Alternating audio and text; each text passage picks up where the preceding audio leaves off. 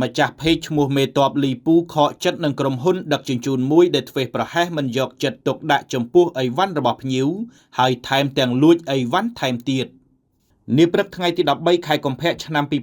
2026ម្សិលមិញនេះមានគណនី Facebook ឈ្មោះមេតបលីពូបានខកចិត្តនឹងក្រុមហ៊ុនដឹកជញ្ជូនមួយដែលធ្វេសប្រហែសមិនយកចិត្តទុកដាក់ចំពោះអីវ៉ាន់របស់ភ្ញៀវ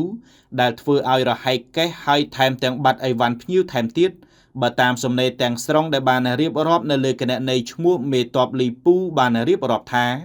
ក្រុមហ៊ុនដឹកជញ្ជូនឈានមុខនៅក្នុងប្រទេសផងអីវ៉ាន់ដែលផ្ញើមកសម្រាប់ចែកជូនកងទ័ពនៅជួរមុខមកខាងខ្ញុំប៉ុន្មានដងហើយដែលមានការរហែកកេះហើយបាត់អីវ៉ាន់ម្ចាស់គណនីខាងលើនេះបានបន្តថាមិនមែនលើកទី1ទេមិនចោទប្រកាន់ថាអ្នកណាលួចទេតែលើកមុនហែកកេះបាត់ខោអាវគេផ្ញើឲ្យតែហ៊ានគ្រាន់តែខ្ជិលនិយាយលើកនេះហែកកេះបាត់ទៀតលើកក្រោយបើមានបញ្ហាទៀតខ្ញុំរករឿងហើយណានេះដោយសារតែយកមកដល់ផ្ទះហើយបានឆែកម្ចាស់គណនី Facebook ឈ្មោះមេតបលីពូបានបន្តរៀបរាប់ទៀតថាលើកក្រោយបើមានការហែកកេះឆែកអីវ៉ាន់ត្រូវបិទឲ្យស្អាតវិញហើយដាក់ណូតផងថាអីវ៉ាន់ត្រូវបានត្រួតពិនិត្យឬដកចេញអីវ៉ាន់ស្បៀងដែលបងប្អូនខ្មែរខំផ្ញើមកសម្រាប់ទាហានជួរមុខសូមសរសើរពួកអាឈាមថោកដែលហែកកេះដកយកចេះធ្វើទៅរួចក្នុងនាមអ្នកគាំទ្រម្នាក់សូមជូនពរក្រុមហ៊ុនរកស៊ីមានបានរីកចម្រើនហើយបើមានបុគ្គលិកមិនល្អដេញក្បាលវាចោលឲ្យអស់ទៅកុំឲ្យចង្រៃក្រុមហ៊ុនស្របពេលដែលគណនីឈ្មោះមេតបលីពូបានបង្ហោះរៀបរាប់ពីការខកចិត្តចំពោះសេវាកម្មរបស់ក្រុមហ៊ុនដឹកជញ្ជូននេះដែរក៏មានបរិវត្តជាច្រើនដែលធ្លាប់ជួបរឿងស្រដៀងគ្នានេះបានចូលខមមិនជាក់ស្ដែងបរិវត្តម្នាក់បានបញ្ចេញមតិថាដាក់ម្ដងទៅមេតបរឿងខ្លះវាអយុត្តិធម៌សម្រាប់អ្នកដែលទុនខ្សោយខ្លាំងណាស់ការងារមិនពង្រឹងសោះបុគ្គលិកឃើញគេផុសតែញយមុខដូចចុចចងកៅស៊ូបាត់ឬខូចអីវ៉ាន់គ្មានដំណោះស្រាយរញ៉េរញ៉ៃដូចត្រូវ ABC មួយកញ្ច្រែងអញ្ចឹង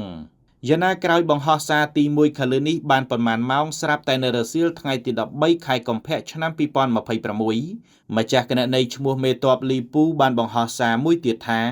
ក្នុងនាមខ្ញុំជាអតិថិជនដែលប្រើប្រាស់សេវាកម្មនេះមករហូតដែលបងប្អូនខ្មែរផ្ញើស្បៀងមកតាមរយៈក្រុមហ៊ុនតាំងពីមុនសង្គ្រាមរហូតមកដល់ពេលនេះជូនទាហានដែលនៅជួរមុខការរិះគន់បញ្ចេញមតិយោបល់នេះមិនមែនដើម្បីបរិហាគេវាយប្រហារក្រុមហ៊ុនអីទេគឺដើម្បីស្ថាបនាខ្ញុំមិនត្រូវការស្ដាប់ការបកស្រាយឬទទួលសំណងអ្វីទាំងអស់ចង់ឲ្យខ្ញុំលុបផុសទៅរកបារីមួយសងដែលបាត់នោះហើយផ្ញើមកឲ្យគ្រប់ចំនួនមកខ្ញុំនឹងលុបជូនភ្លាមឥឡូវរវល់នៅធ្វើត្រង់សេអត់មានពេលទៅយកសំណង 20000 រៀលទេក្នុងនាមអតិថិជនត្រូវការបំផុតគឺទំនុកចិត្តនិងសុវត្ថិភាពលើបញ្ញើរបស់គេមិនមែនបាត់របស់ហើយសងសំណងទេ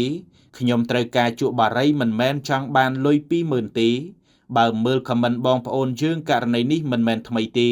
មានអតិថិជនច្រើនណាស់ដែលជួបរឿងនេះ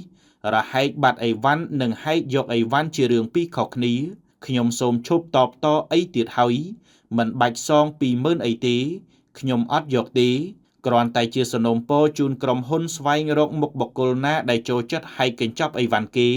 ដើម្បីរកភាពស្អាតស្អំនិងរក្សាទំនុកចិត្តជូនអតិថិជនវិញ